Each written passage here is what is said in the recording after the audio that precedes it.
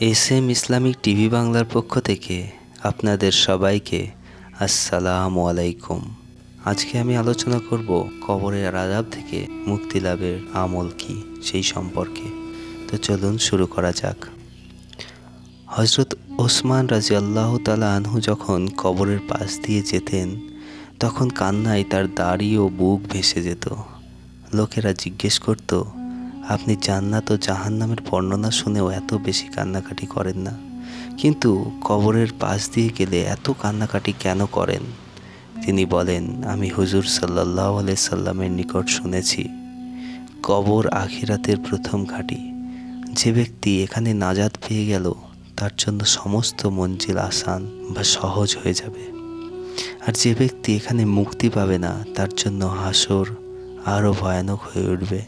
তবে রাসূল সাল্লাল্লাহু আলাইহি সাল্লাম বলেন, প্রতিদিন এশার নামাজের পর রাতে ঘুমানোর আগে যে ব্যক্তি সূরা মুলক তিলাওয়াত করবে তার মৃত্যুর পর কবরের আযাব মাফ করে দেওয়া হবে। অন্য হাদিসে আছে, রাসূল সাল্লাল্লাহু আলাইহি সাল্লাম কোনো রাতে সূরা মুলক না পড়ে ঘুমাতেন না।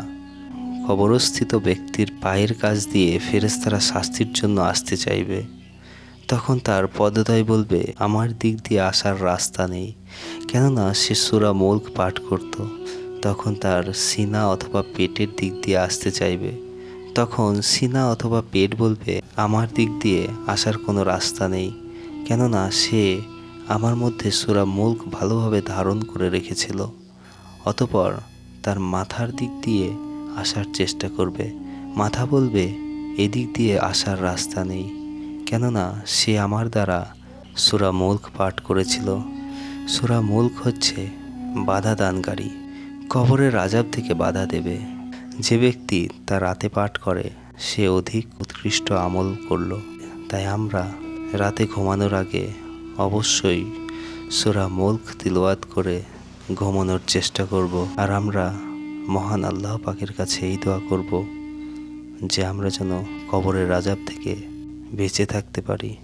আমিন।